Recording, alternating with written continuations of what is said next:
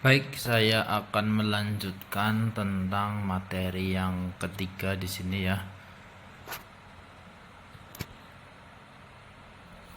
Materi yang ketiga adalah ada banyak ya perkenalan ya. Perkenalan di sini apa saja yang akan kita pelajari ya. Yang pertama ada apa yang akan saya pelajari. Kita pelajari dalam modul ini. Yang pertama adalah protokol dan model.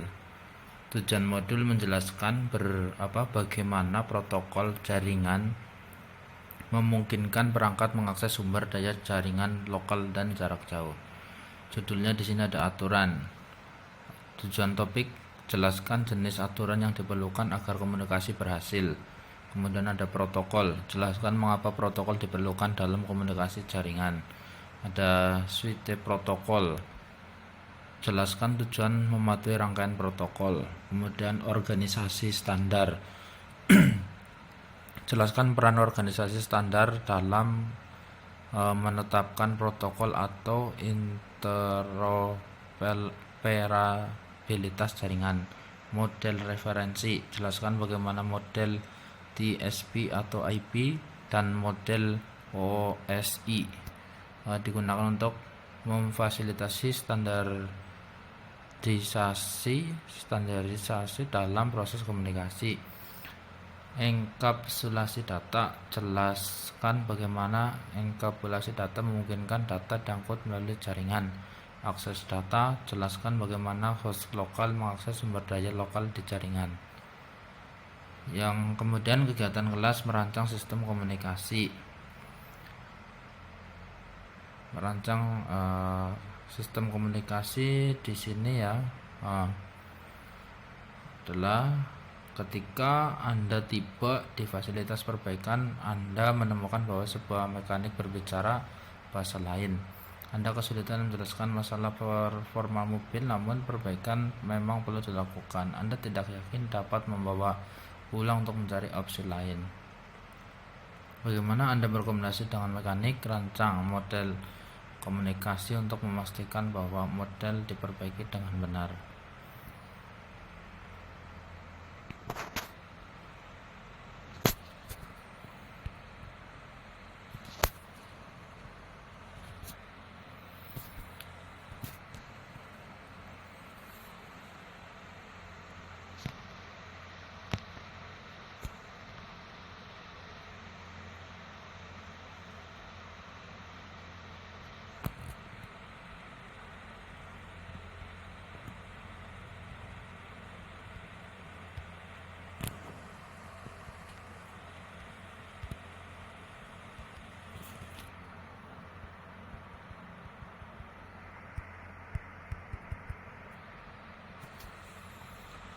Oke, video perangkat dalam gelembung ya. Ini video the fish in a bubble ya di sini ya.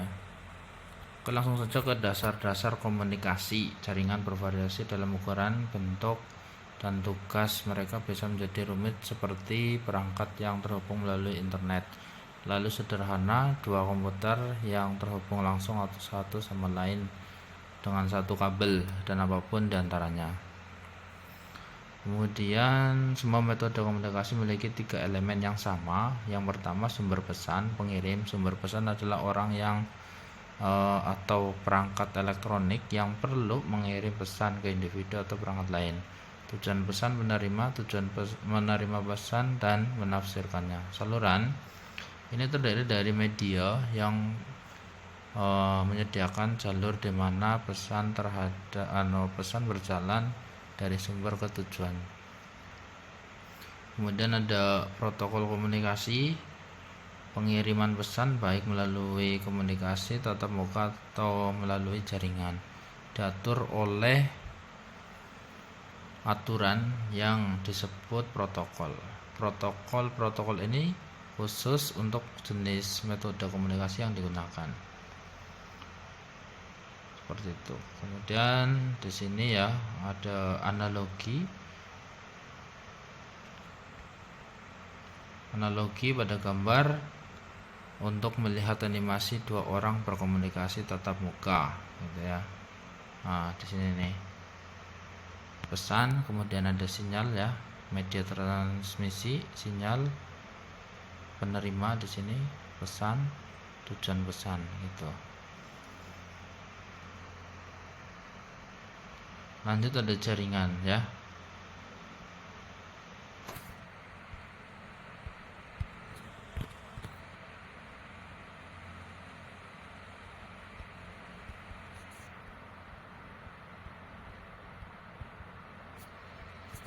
Oke ya, pengantar jaringan di sini.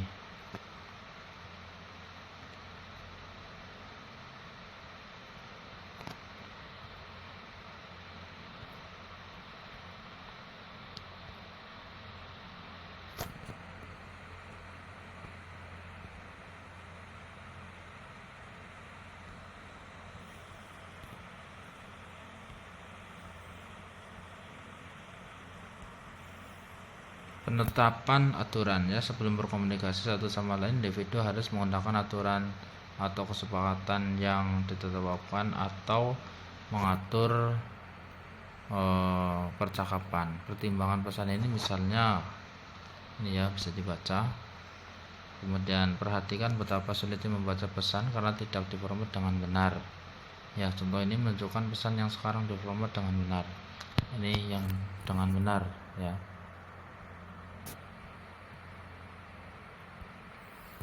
Oke, baik. Yang selanjutnya adalah protokol harus mempertimbangkan persyaratan berikut agar berhasil menyampaikan pesan yang dapat dipahami oleh penerima. 1. Pengirim dan penerima yang teridentifikasi, bahasa dan tata bahasa yang umum, kecepatan dan waktu pengiriman, persyaratan konfigurasi atau pengakuan. Persyaratan protokol jaringan. Nah, ini ya, syaratnya adalah pengkodean pesan, pemformatan dan enkapsulasi pesan, ukuran pesan, waktu pesan, opsi pengiriman pesan. Kemudian pengkodean pesan ya, pengkodean pesan. Nah, di sini ada analogi ya, analogi. Bayangkan seseorang menelpon temannya untuk mendiskusikan detail indahnya matahari terbenam. Matahari terbenam didiskusikan ya. Klik mainkan pada gambar melihat animasi pengkodean pesan. Ini ya. Coba kita klik, kita lihat ya.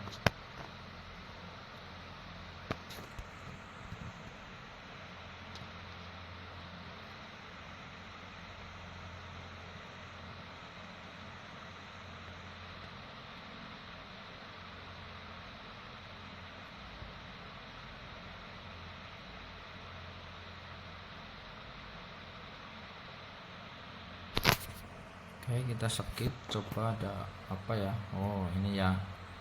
Ini berbicara kepada temennya. Ini yang cewek berbicara ke si pria ini ya. Oh, berbicara dengan apa yang dipikirkan itu mendefinisikan matahari terbenam tadi ya. Nah, itu ya. Oh, intinya seperti itu. Kemudian yang selanjutnya adalah jaringan.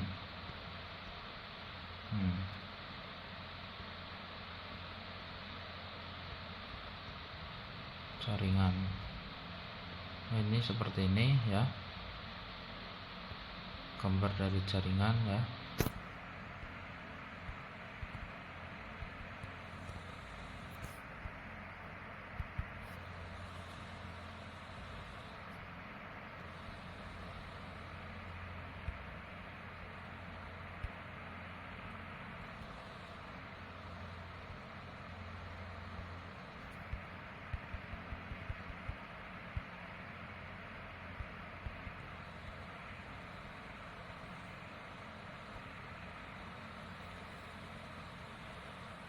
Oke, jaringannya seperti ini ya. Baik pemformatan dan enkapsulasi pesan. Ketika sebuah pesan dikirim dari sumber ke tujuan, pesan tersebut harus menggunakan format atau struktur tertentu.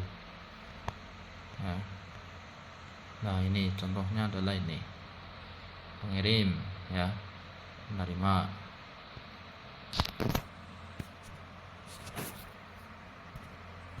Coba seperti apa untuk animasinya ya. Bentar, ini dari awal ya.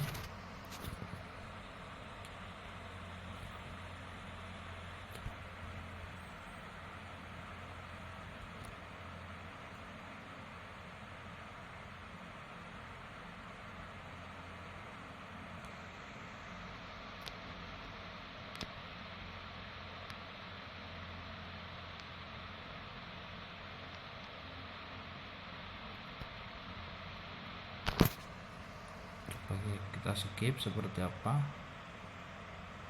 Seperti ini ya, alamat lokasi penerima ya, lokasi pengirim, kemudian salam, pengidentifikasi penerima, isi surat, pengidentifikasi pengirim. Oke, seperti ini ya. Surat terbungkus sayang Cane.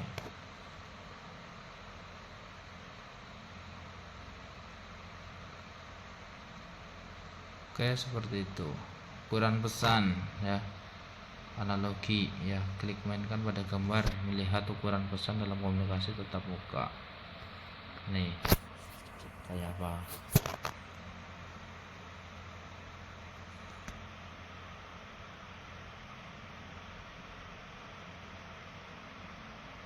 Ya, yang namanya komunikasi ya seperti ini ya.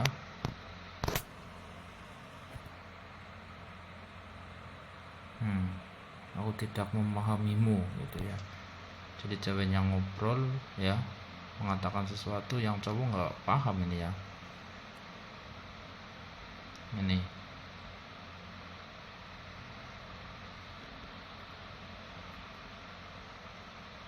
Nah, oke. Anda harus melihat matahari terbenam ini, itu indah, warnanya menakjubkan. Itu. Ya intinya komunikasi lah ya secara tatap muka di sini dengan apa yang dipikirkan atau definisikan oleh lawan bicara. Lanjut jaringan ya. Nah, jaringan ini nih. Ini adalah komputer, coba kita lihat ya.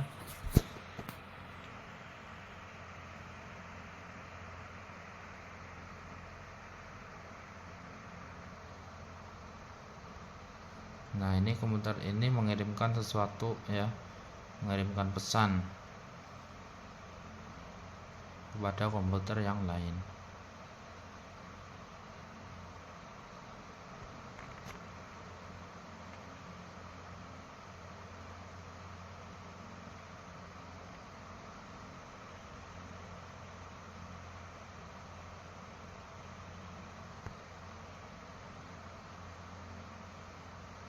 Nah, ini banyak banget pesannya ya.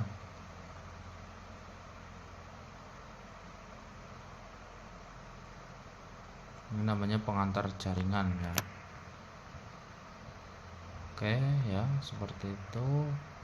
Lanjut ya, waktu pesan ya. Pengaturan waktu pesan juga sangat penting dalam komunikasi jaringan. Waktu pesan mencakup hal berikut. Yang pertama adalah kontrol aliran. Adalah proses mengatur laju transmisi data. Kontrol aliran menentukan beberapa banyak informasi yang dapat dikirim dan kecepatan penyampaiannya. Itu batas waktu respon.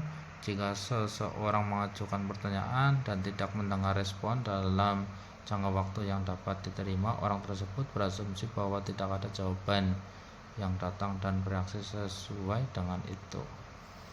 Mode akses menentukan kapan seseorang dapat mengirim pesan. Klik mainkan pada gambar.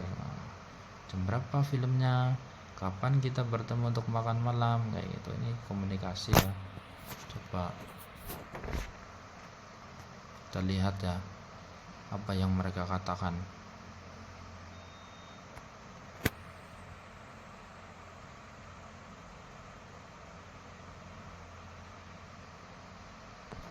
Udah kayak gitu doang mungkin ya. Coba kita cepetin ya. Skip. Maaf saya tidak mengerti kamu. Maaf saya tidak mengerti kamu. Nah, ketika tidak mengerti ngomong tidak mengerti seperti itu. Terus apa lagi? Oke ya, seperti itu. Opsi pengiriman pesan ya dapat disampaikan dengan berbagai cara. Itu yang pertama analogi ya, analogi nih.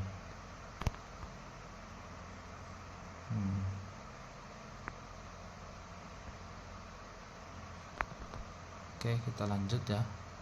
Terus ke jaringan ya. Jaringan ini seperti ini cara menyampaikan pesannya. Ada source komputer lah ya. Ini adalah penghubung dan akan disebar ke komputer lainnya. Gitu. Oke, catatan tentang ikon node ya, dokumen dan topologi jaringan seringkali mewakili jaringan dan perangkat akhir menggunakan ikon simpul ya. Ini Unicats ya. Ini hanya satu ke satu ya, merah ke hijau. Kemudian di sini ada multicats. Ini lebih ya, dari satu ke banyak ya. Ini ketiga ya, dari satu ke tiga berarti banyak. Kemudian lanjut, sini ada siaran ya. Siaran juga sama, ini lebih banyak lagi. Ini satu tapi banyaknya ini ke jenis yang sama kayak gitu. Oke, baik, ke materi selanjutnya ya. Materi selanjutnya di sini ada protokol karena ya. Ada protokol.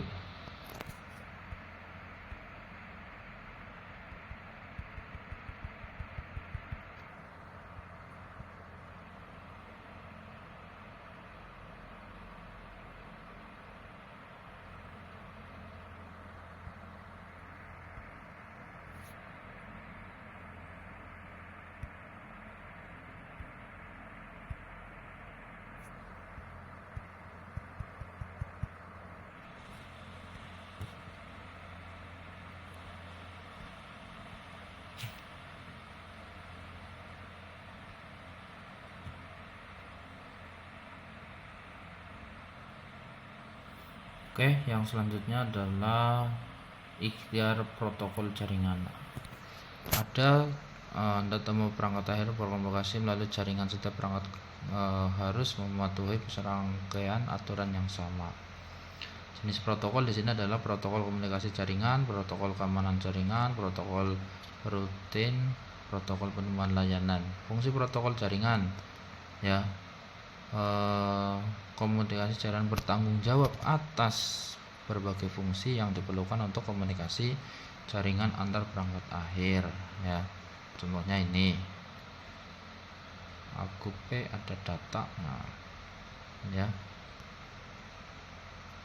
Fungsi ya, komputer perangkat jaringan menggunakan protokol yang disepakati untuk berkomunikasi.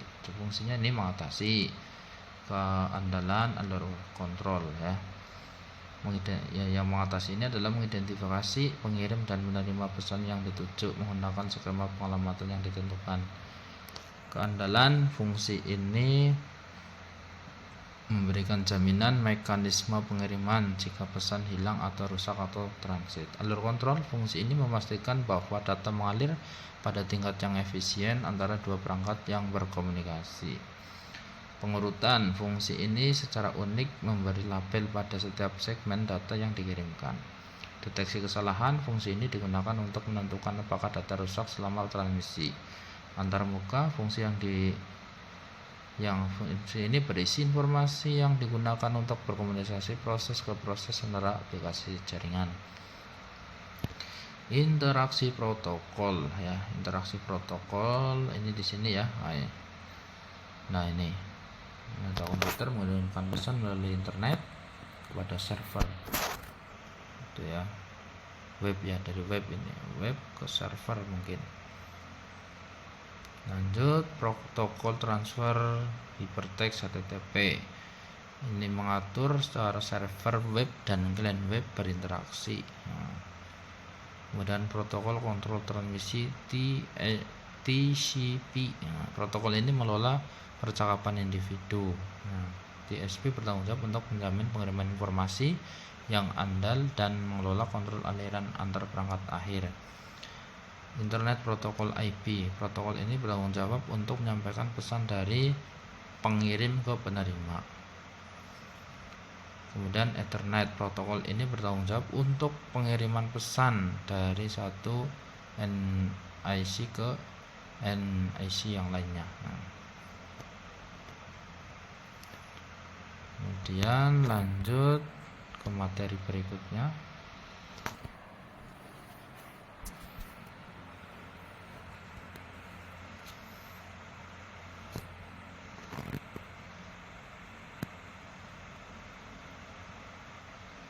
Protokol switches.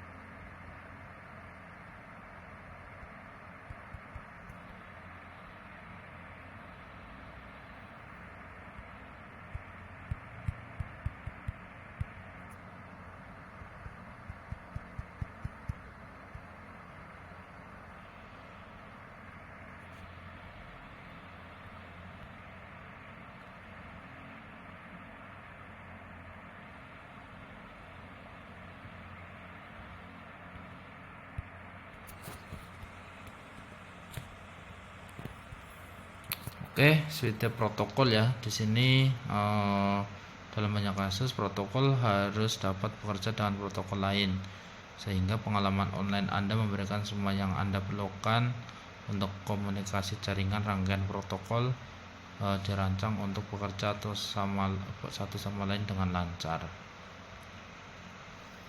Ya, rangkaian protokol pensampaian gunakan bahasa yang umum. Tunggu giliran Anda, beri isyarat setelah selesai. Lapisan aturan ini, lapisan fisik. Evaluasi suite protokol ya. Ini ya. Nama lapisan TCP dan IP aplikasi, kemudian TCP IP ini HTTP, DNS, DHCP, FTP ya, ISO, kemudian AppleTalk, EVP, perangkat lunak, novel.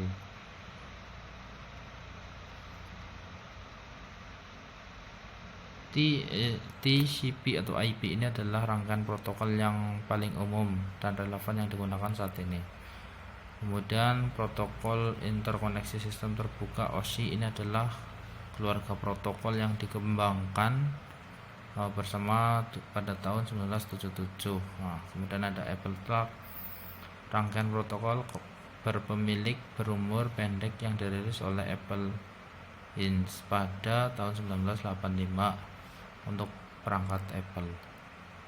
Novel Netware, rangkaian protokol dan sistem operasi jaringan berpemilik berumur pendek yang dikembangkan oleh Novel Inc.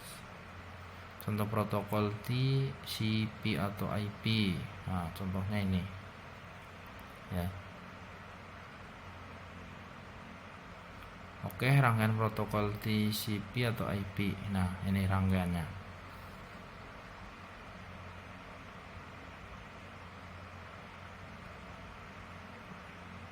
TCP atau IP adalah rangkaian protokol yang digunakan oleh internet dan jaringan saat ini. TCP atau IP memiliki dua aspek penting bagi vendor dan produsen. Rangkaian protokol standar terbuka, rangkaian protokol berbasis standar. Ini ya. Kemudian lapisan aplikasi ada DNS ya. Ada DHCP Vyong, ada DHCP Vroku, V4, V6 ya, kemudian Slack. Surel ada SMTP, ada POP3, ada IMAP. Pemindahan berkas ada VTP, CVTP, TFTP. Web dan layanan web HTTP, HTTPS, ada REST. Oke, proses komunikasi TCP atau IP. Animasi pada gambar menunjukkan proses komunikasi lengkap menggunakan contoh server web yang mengirimkan data client. Nih contohnya ya.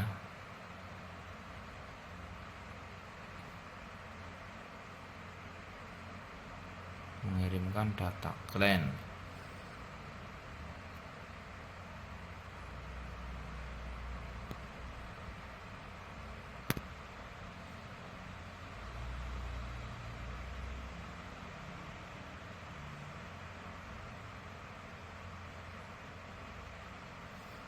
Data pengguna, segmen TCP, paket IP, bingkai Ethernet ya.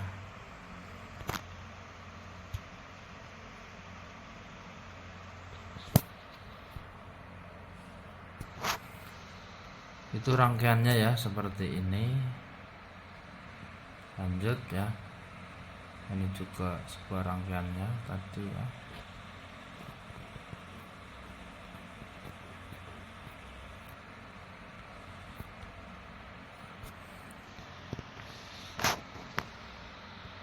Standar organization.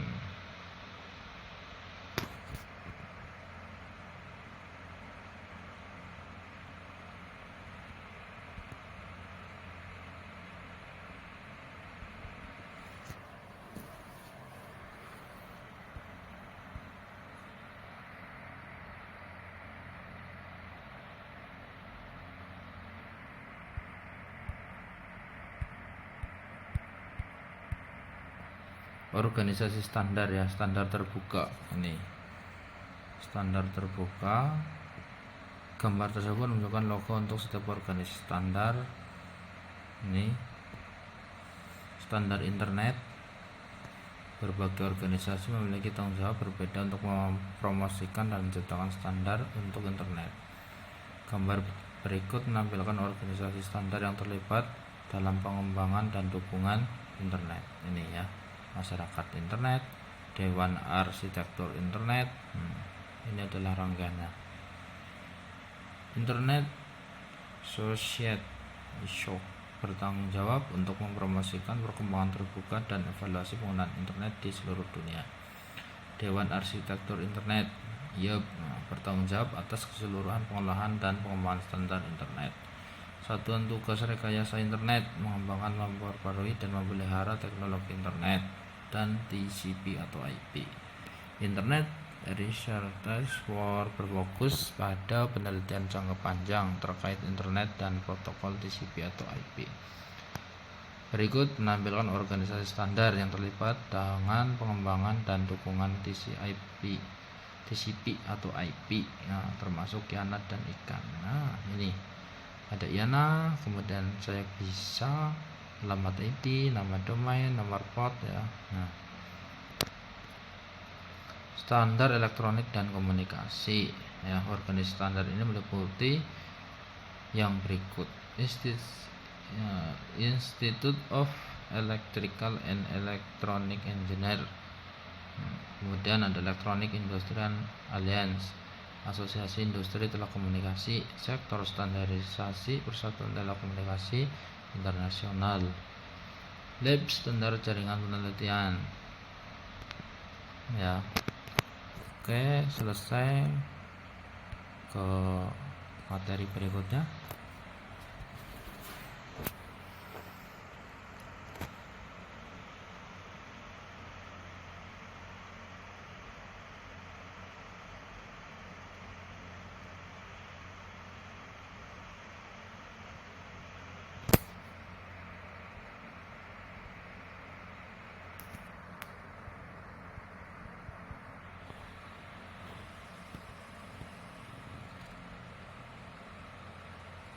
Manfaat menggunakan model berlapis. Keuntungannya adalah membantu dalam desain protokol karena protokol yang beroperasi pada lapisan tertentu dalam menentukan informasi yang digunakan dan antarmuka yang ditentukan ke lapisan di atas dan di bawahnya. Menumbuhkan persaingan karena produk dari vendor yang berbeda dengan bekerja sama. Mencegah perubahan teknologi atau kemampuan dalam satu lapisan mempengaruhi lapisan lain di atas dan di bawahnya. Kemudian gambar di bawah ini adalah dua model berlapis yang digunakan menggambarkan operasi jaringan. Model referensi interkoneksi ya, sistem terbuka. Nah, ini. Kemudian model referensi TCP atau IP. Model referensi OSI menyediakan daftar lengkap fungsi dan layanan yang dapat terjadi pada setiap lapisan.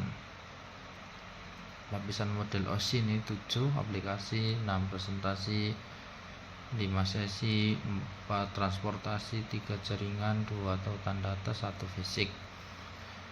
Kemudian model protokol TCP atau IP. Ini model-modelnya. Lapisan model TCP atau IP adalah 4 aplikasi, 3 transportasi, 2 internet, 1 akses jaringan. Perbandingan model OSI dan TCP atau IP.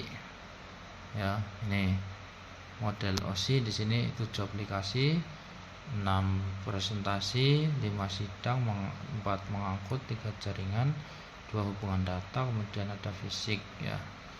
Kemudian di sini ada aplikasi ya, kalau di model TCP kemudian mengangkut internet, akses jaringan. Lanjut, pakai tracer, selidiki aksi model TCP atau IP dan OSI. Lanjut,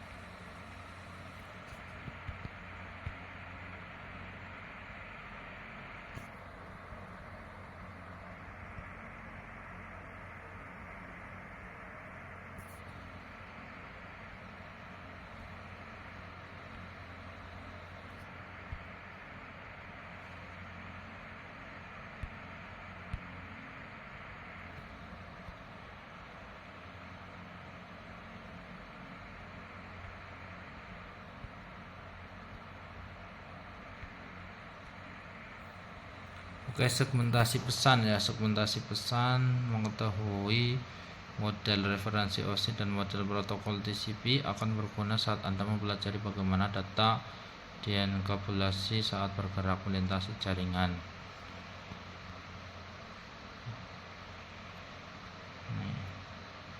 Tombol pada gambar untuk melihat animasi, segmentasi dan multiplex ya.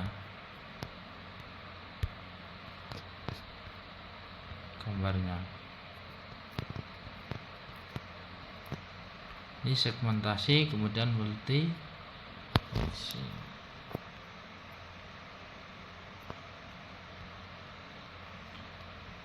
pada pengurutan ya.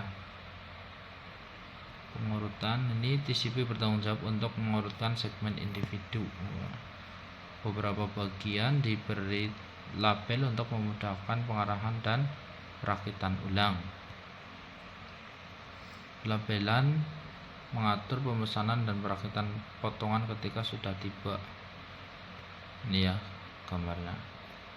Lanjut, unit data protokol ya. Saat data aplikasi diturunkan ke tumpukan protokol dalam perjalanan untuk transmisikan melalui media jaringan. PDU diberi nama sesuai dengan protokol rangkaian TCP ya. Untuk setiap bentuk data ditentukan pada gambar ini ya, setiap data. Kita swirl data. Nah, melewati tumpukan di sini ya. Nah, ini adalah bilangan biner. Contoh enkapsulasi. Ini contoh enkapsulasi ya, enkapsulasi contohnya. Kemudian contoh enkapsulasi. Nah, ini gambarnya.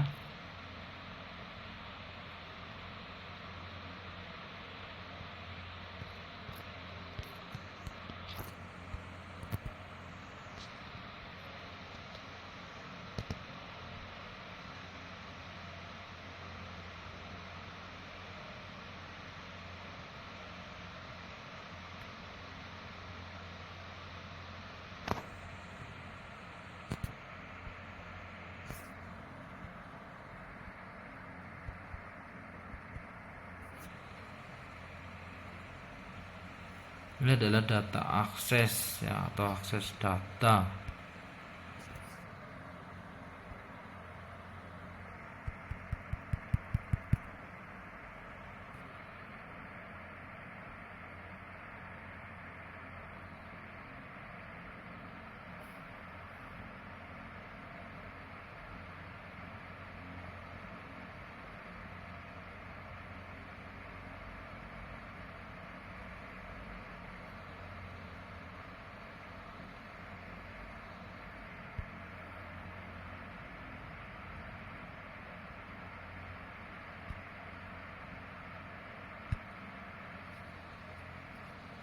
Yang pertama ada alamat ya. Alamat sumber dan tujuan lapisan jaringan, kemudian alamat sumber dan tujuan lapisan data link ya.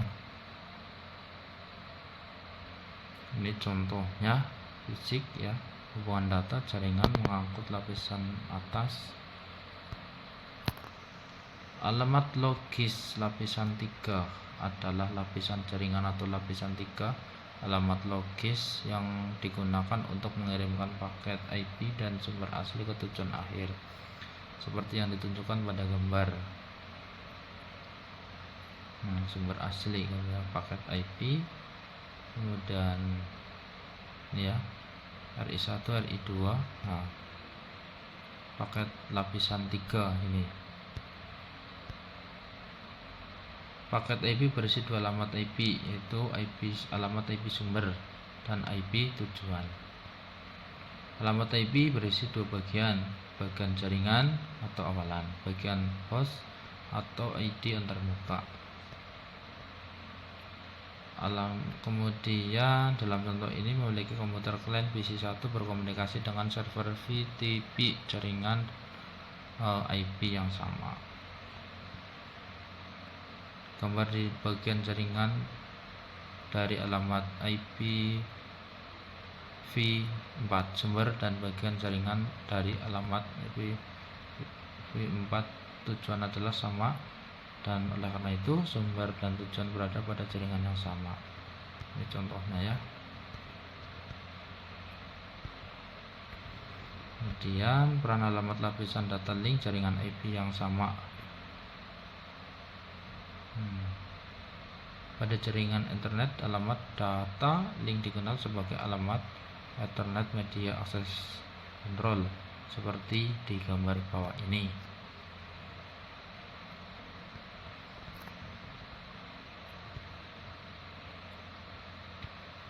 Perangkat di jaringan jarak jauh.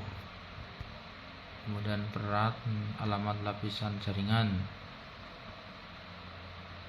Alamat IP V4 sumber perangkat mengirim komputer klien. Alamat IP V4 tujuan alamat perangkat penerima. Nah, ini ya.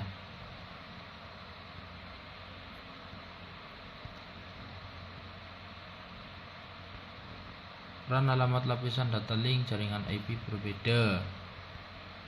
Hal ini memungkinkan PC1 untuk menjangkau router secara langsung. Alamat MEC sumber ini ya, alamat MSI tujuan. Ini contohnya.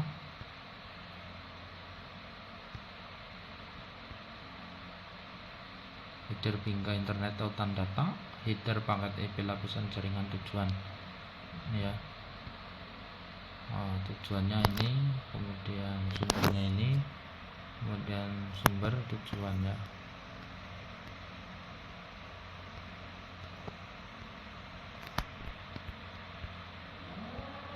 Alamat tautan data ya, ada tuan rumah ke router ya, tuan rumah ke router ini ya.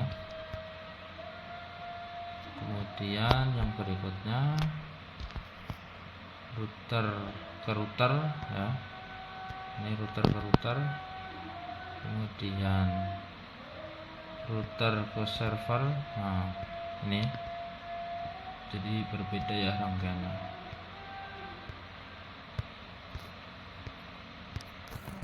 Oke, mungkin itu ya penjelasan dari saya. Sekian, terima kasih. Assalamualaikum warahmatullahi wabarakatuh.